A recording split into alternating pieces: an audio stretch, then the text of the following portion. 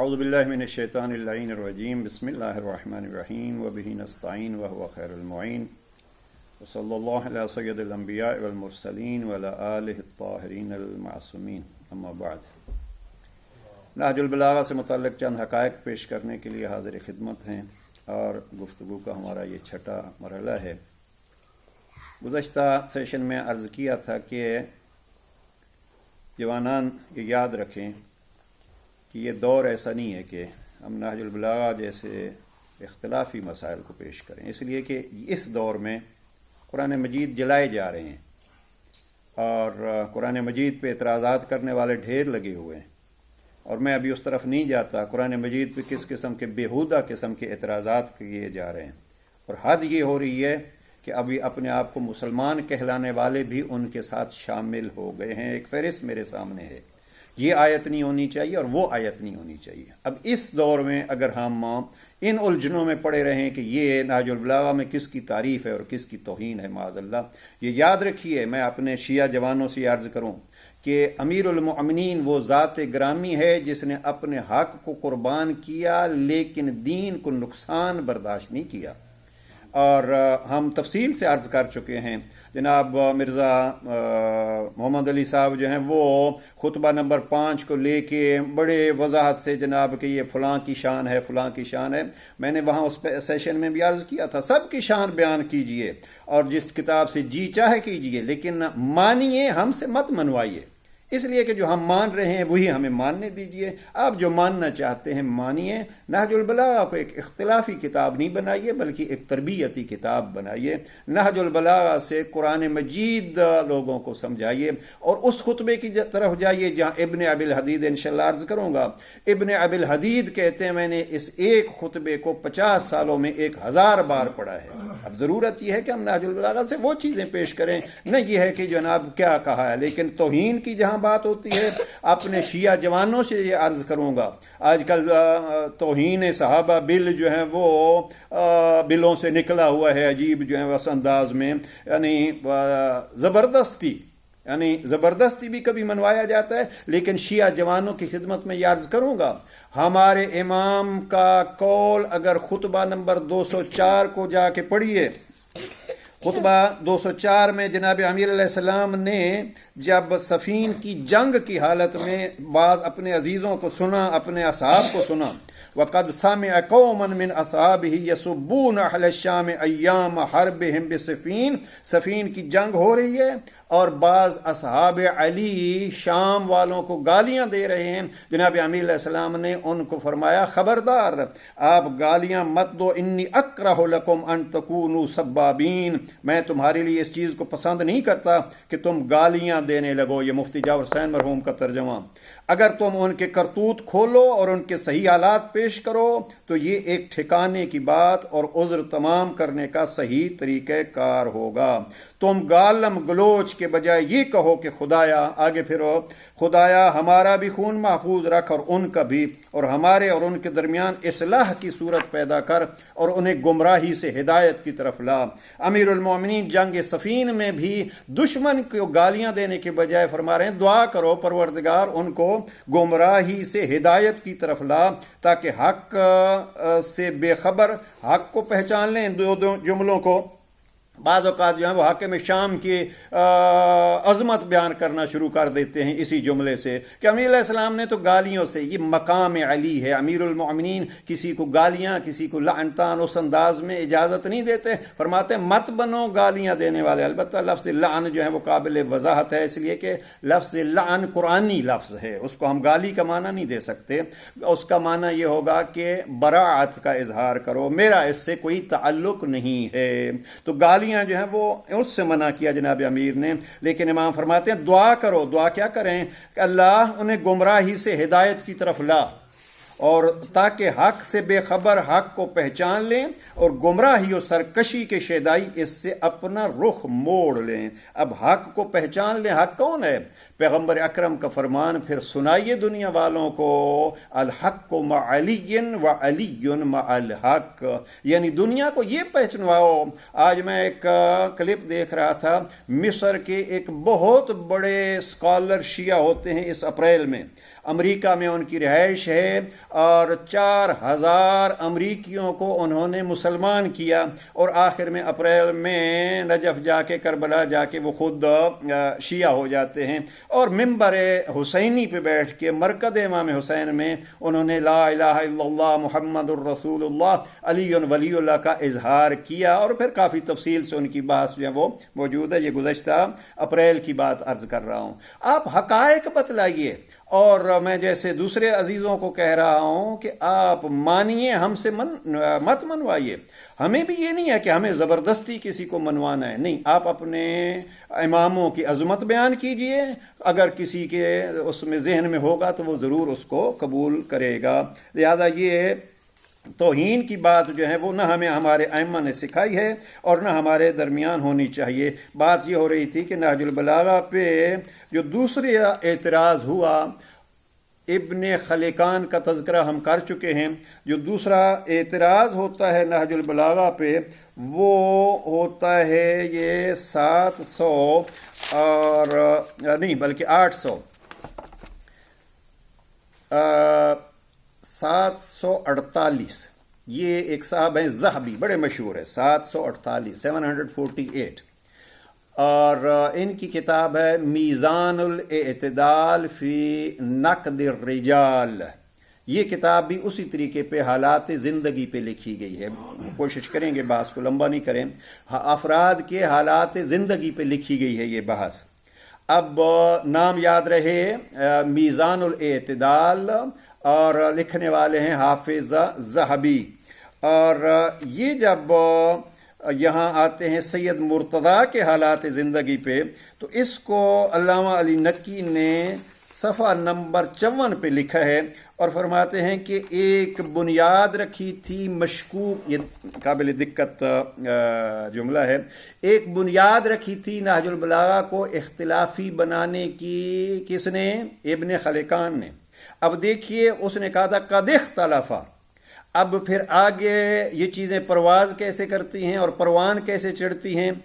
जब बात आ गई मीज़ानुल एतदाल ज़हबी तक, उसने सैयद मुर्तज़ा के हालात लिखे हैं। अब वहाँ लिखता है मन ताल किताबहु नहजुल बलागत जाज़मा बिअन्नहु मक़ज़ूबुन अला अमीरिल मुअमिनीन अलीय्यन रज़ियल्लाहु अन्हु फ़फ़ीहि सब्बु सरीह वल हत्तु अला सय्यदैन अबी बक्रिन व उमर। जो शख्स, तर्जमा कर रहा हूँ, जो शख्स इनकी, ये अल्लामा अली नक्की साहब का तर्जमा है, जो शख्स इनकी किताब यानी सैयद मुर्तज़ा की किताब नहजुल बलागा को देखे वो यकीन कर सकता है कि अमीरुल मोमिनीन हज़रत अली की तरफ इसकी निस्बत बिल्कुल झूठ है। हाँ, अब खलिकान ने क्या कहा था? कद इख्तलफा, सैयद मुर्तज़ा की जमा करदा है या सैयद रज़ी की जमा करदा है? बाज़ ने कहा है कि ये कलाम अली नहीं है। अब वो राजी को भी भूल गए, इब्न अबिल हदीद को भी भूल गए, बैहकी को भी भूल गए, तफ्ताज़ानी को भी भूल गए। अब यहाँ इन्होंने सरे से ही इनकार कर दिया कि ये जो मुताला नहजुल बलागा करेगा वो समझ जाएगा कि ये कलाम अली की तरफ गलत निस्बत है। और फिर साथ वजह बतलाई। वजह क्या बतलाई? वजह ये बतलाई इसलिए, ज़रा इस पर गौर फरमाइएगा। फ़फ़ी है, वजह क्या है नहजुल बलागा पे इतराज़ की? फ़फ़ी है सब सरी हो, इसलिए कि इस किताब में, ये खुद तर्जमा पढ़ दूँ, इसलिए कि इसमें खुला हुआ सब शतम और हमारे दोनों सरदारों अबू बकर और उमर की तनकीस है। अब हम देखें मीज़ानुल एतदाल वाले ने नहजुल बलागा को रद्द क्यों किया कि इसमें हज़रत अबू बकर और उमर की तनकीस और उन पर सब व शतम है। यहाँ मैं मिर्ज़ा साहब से ये कहता जाऊँ कि खुतबा 5 में आप मनवाइए शान, लेकिन यह है कि कम अज़ कम एतदाल, मीज़ानुल एतदाल में इस जुमले को भी मद्देनज़र रखिए। नहजुल बलागा पे एक ज़माने में एतराज़ होता था कि यह है सब व शतम, लेकिन मैं अभी अर्ज़ कर चुका हूँ खुतबा 204 के ज़िमन में, वो علی جو جنگ کے میدان میں حاکم شام کے لیے بھی سب و شتم کی اجازت نہیں دیتا، اس علی سے آپ کیا یہ توقع رکھیں گے کہ وہ کسی اور کو گالیاں دے گا؟ نہیں، اپنا حق بیان کریں گے علی، اپنی مظلومیت بیان کریں گے علی، لیکن کسی کو گالی اور کسی کے وہ توہین آمیز دو الگ الگ چیزیں ہیں عزیزان۔ اور یہ جوانوں کو یہ سمجھنی چاہیے کہ ایک ہوتا ہے اپنے حق کا بیان، اور دوسرا یہ ہے کہ کسی کو برا بھلا کہنا۔ اور اب اگر کوئی یہ سمجھے کہ فلاں، اب ایک اعتراض ہم کہتے ہیں وَخَلِيفَتُهُ بِلَا فَاصِلَ، اب ہمارے ہاں جو قانون بن رہا ہے، چونکہ آپ خلیفۃ بلا فاصل کہہ رہے ہیں علی کو، لہٰذا یہ جو ہے فلاں کی توہین ہو گئی۔ اب ہمارے کسی ساتھی نے بڑا خوب کہا، پھر پہلی سزا قرآن مجید کو دو، اس لیے کہ قرآن مجید نے پوری سورہ منافقون جو اپنے اندر لے آئے ہیں، تو وہ کون تھے؟ اب یہ بحثیں جو ہیں وہ خدا نہ کرے ہمارے جوانوں کو اس میں الجھایا جائے۔ اور ہمارے پہلو میں کیا ہے؟ ہمارے پہلو میں ممالک میں لوگ وہاں سے آئے بیٹھے ہیں، اب بہتر جانتے ہیں یعنی اسرائیل کس حد تک اس علاقے میں اثر انداز ہو چکا ہے۔ کیا یہودی یہ چاہے گا کہ مسلمان ایک ہوں؟ نہیں۔ میں بس یہاں بات کو ختم کرتا ہوں اور اتنا عرض کروں کہ مفکر پاکستان علامہ اقبال کے کلام کو لے لیجئے، جوانوں کو علامہ اقبال پڑھائیے۔ علامہ اقبال اعلی اللہ مقامہ کتنا خوبصورت انداز میں فرماتے ہیں، ایک نظم ہے، اور آج اس کو اگر آپ یوں دیکھیے، بات پھر ہماری آدھی رہ گئی، میزان الاعتدال پر ہی ہم رک گئے، اور وہ ہے کہ علامہ اقبال کا ایک پوری نظم ہے، اور اس میں ایک شعر ہے ان کا جہاں یہ فرماتے ہیں کہ خیرہ نہ کر سکا مجھے جلوہ فرنگ، اس لیے کہ میری آنکھوں کا سرما کیا ہے؟ خاک مدینہ و نجف۔ میں بیٹھا سوچ رہا تھا مدینے اور نجف کا وہ سرما کیا ہے؟ آج ہمارے درمیان نہج البلاغہ کی صورت میں وہ سرما موجود ہے۔ لہٰذا اگر جوانوں کو ان نحوسیات سے بچانا ہے، اختلافات میں الجھانے سے اور گلیوں کوچوں میں خون بہانے سے، تو جائیے علامہ اقبال کی فکر کو تو کم از کم لے لیجئے۔ مدینہ اور نجف کی خاک کو ان کے لیے ایک رہنمائی بنائیے، قرآن کو ان کے لیے ہدایت بنائیے۔ اور وہ دعا جو علامہ اقبال نے کہی تھی، زندگی شمع کی صورت ہو خدایا میری، یہ تاکہ دوسروں کے بھی کام آئیں۔ بہرحال یہ تو تھا میزان الاعتدال کا، بحث کو لمبا نہ کروں، یہی سلسلہ چلتا رہا۔ خلاصہ کلام جو میں سمجھا ہوں وہ یہ ہے کہ جب نہج البلاغہ عروج پہ پہنچا اور پہنچتا رہا تو لوگوں سے برداشت نہ ہوا، بولنا پڑا پہلے ابن خلقان کو، پھر بولنا پڑا صاحب میزان الاعتدال ذہبی کو، اور یہی صورتحال ہوئی یہاں آپ کے لندن میں۔ اور وہ کیا ہوئی لندن میں؟ میں دیکھ رہا تھا کہ 538 ہجری کا پرانا نسخہ، یہاں جو نہج البلاغہ کا برطانیہ میں پرانا نسخہ، خطی نسخہ پڑا ہے آئرلینڈ ڈبلن میں لائبریری میں، وہ ہے 538 ہجری، رجب 538 ہجری کا لکھا ہوا، یعنی اس ابن خلقان سے بھی پہلے کا ہے اور میزان الاعتدال والے سے بھی پہلے کا لکھا ہوا ہے۔ اب وہاں لکھا ہوا ہے تو وہ نہج البلاغہ تو موجود تھا، بہرحال نہج البلاغہ موجود تھا، چونکہ عربی میں تھا، لوگ اس سے آشنا نہیں تھے، کسی کو تکلیف نہیں تھی، لیکن 1950 میں انڈیا بمبئی میں جب نہج البلاغہ کا انگلش ترجمہ ہوتا ہے، وہ ترجمہ لندن پہنچتا ہے۔ اکتوبر 1950 میں عراق کا خلوصی نامی ایک شخص، عبدالعزیز خلوصی، اس کو تکلیف ہوتی ہے کہ اب نہج البلاغہ لندن میں بھی انگلش میں پہنچ گیا۔ اب اس کو روکنے کے لیے کہ اب انگلش زبان والوں کو نہج البلاغہ کی اہمیت معلوم ہوگی، انہوں نے 4 صفحوں کا ایک آرٹیکل لکھ دیا، اور یہ میرے پاس ہے، An English translation of the Nahj al-Balagha by Dr. Salman from Bombay, 1950. تو یہ جب یہ نہج البلاغہ تھا وہ جو پہنچا ہے 1950 میں. اب نہج البلاغہ پہنچا ہے تو آپ کو بطور مسلمان ایک خوشی کا اظہار کرنا چاہیے کہ اب ہم نان مسلمز کو اپنے چوتھے خلیفے کے کلام سے آگاہ کریں گے. لیکن تکلیف کیا ہوئی, یہاں انہوں نے جناب یہ ہے 1950 اکتوبر 1950 میں یہاں کی ایک میگزین میں 4 صفحات کا ایک انہوں نے آرٹیکل لکھا, اور اس 4 صفحات کے آرٹیکلز میں کوئی 8 اعتراضات نہج البلاغہ پہ کیے. میں پھر دوہرا رہا ہوں, جب یہاں نہج البلاغہ کی گونجنے لگی, اب بھی یہ نہج البلاغہ یہ اسماعیلی کتاب خانے میں موجود ہے, ہمیں یہ سوئٹزرلینڈ سے ملا ہے یہ نسخہ. اب جب یہاں گونجی اور الحمدللہ اب ہر گھر میں نہج البلاغہ موجود ہے اسی یو کے میں, اور بھلا ہو انٹرنیٹ کا اب تو جیبوں میں بھی موجود ہے گھروں کے بجائے. لیکن دیکھیے خلوصی نے اعتراض کیے. اب اس اعتراض کو محققین نے 2 صورتوں میں جواب دیے. نہیں ہے میرے پاس وقت کہ میں تفصیل میں جاؤں. راجہ محمود عباد صاحب جنہوں نے پاکستان بنانے میں قائد اعظم کا ہر ممکن ساتھ دیا, قائد اعظم کو جو چچا کہتے تھے, یہ راجہ محمود عباد صاحب کے کہنے پہ اور ان کی ہمت افزائی سے ایک کتاب لکھی گئی ہے. لکھی یہ کتاب انڈیا میں ہی گئی ہے.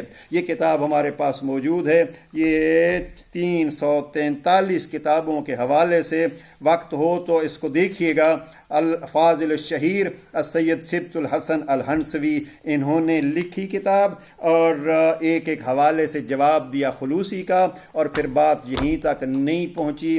چند حوالے چاہتا تھا کہ اس کتاب سے نقل کروں کہ عظمت نہج البلاغہ اہل سنت علماء نے کیسے بیان کی ہے اس دور کی, وہ جناب سبت حسن صاحب نے لکھی ہے. لیکن الحمدللہ محققین زندہ ہیں, اور جب ایک 4 صفحات کا آرٹیکل لکھا گیا تھا انگلش میں, تو انڈیا ہی سے ایک شخصیت جن کا تھیسس یہاں میرے پاس موجود ہے, سید حسن وارث, یہ انہوں نے پی ایچ ڈی کی اسی موضوع پہ. سید محمد وارث حسن جن کی رحلت ہوتی ہے 208 ہجری میں, اور انہوں نے پی ایچ ڈی کی یونیورسٹی آف ایڈنبرا 1979, یہ ان کے تھیسس ہیں. اور ایک محققانہ انداز میں انہوں نے خلوصی کے ان اعتراضات کا جواب دیا, گویا واضح کیا ہے کہ قیمتی سرمایوں پہ پردہ ڈالنے کے بجائے ان کو جوانوں کے سامنے پیش کرو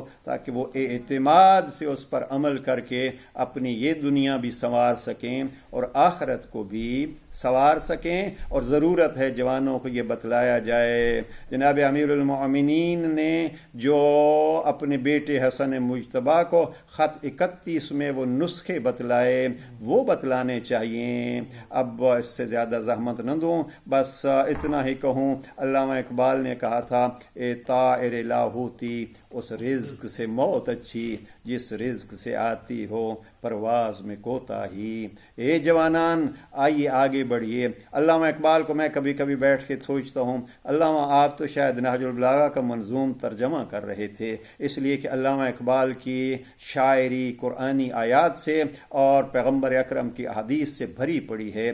وہی مفہوم جو علامہ اقبال اپنے اس شعر میں جوانوں کو بتلانا چاہتے ہیں وہ میرے مولا علی ابن ابی طالب نے خط 31 نہج البلاغہ میں اپنے 34 سال کے بیٹے حسن مجتبیٰ کو بتلایا, اور بتلایا امام حسن مجتبیٰ کو, سکھایا ہم سب کو ہے.